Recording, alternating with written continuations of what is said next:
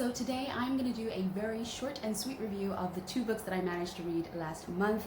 I wanted to read three, but one of them was a bit of a beast, so it took me double the length of time to finish it, but I did finish it, and that's what counts. So anyways, the first book that I read was one that I highly anticipated and could not wait to dive into, and that was Crescent City, or rather House of Earth and Blood by Sarah J. Maas. And I was so excited to read this one because many of you may know I am a complete Sarah J. Maas freak, and anything she writes I am going to read, I'm going to devour, and I'm probably going to love, if not all of it, a lot of it, because she is just awesome. I mean, she's the woman that gave me A Court of Mist and Fury, and so I will always love her for that, because Rasand.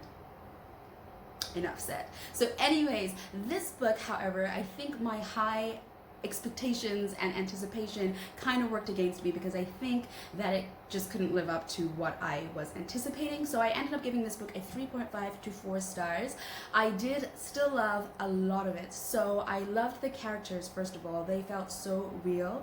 The way they interacted with each other was brilliant. Some of them were fierce, some of them were lovable. I mean, all of them really were fierce and lovable, but they of course had, you know, their vulnerable sides and their strong sides that they showed to the world, and then their vulnerable side that they showed to a few people around them, and just everything about the way they interacted, their missions, everything in their history, everything that we hope for in their future. It was just brilliant, lovely, great characters. The world as well was incredibly vivid. Like, this was epic world building, and I really felt like I could just walk along these streets. I had dreams about them.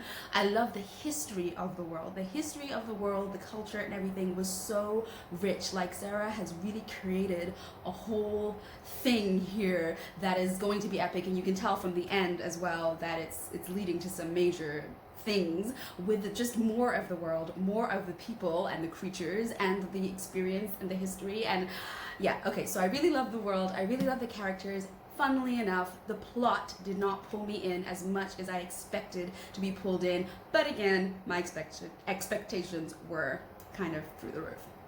Anyways, so it was a really good plot, but I found myself in some points feeling a little bit like Groundhog Day, where something would happen, it wouldn't really lead to anything, and then that same thing would happen again and not really lead to anything, etc, etc. I do also think that that kind of played a part because of the length of the book. So this is the Beast book, and because it is quite a chunky book, I felt like if it was shorter, then, you know, some of these things that didn't amount to anything could probably have been cut out, and the story would have felt much more fast-paced, much more action-packed, much more boom, and been much more gripping. Sadly, because there were some things that felt repetitive in a way, I kind of found myself not falling in love with the story as much. But like I said, the characters, the world, and it also felt a little bit like a build-up book. So I do think that perhaps the next book is gonna be like the boom, action, and this was to set it up. So yes, all in all, a really great book. 3.5 to 4 stars, but more so 4 stars because it's Sarah and I love her and she can do no wrong.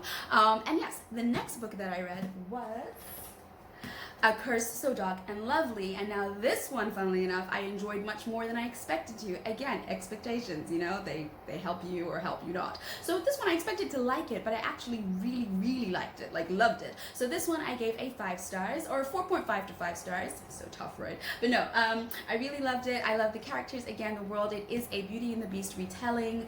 I'm a little conflicted, but I don't want to give a spoiler, so I won't say, but there is certain things, there's other characters in this book that I love quite a lot, and I'm like, but I'm not supposed to love you because, you know, you're not that person, so what?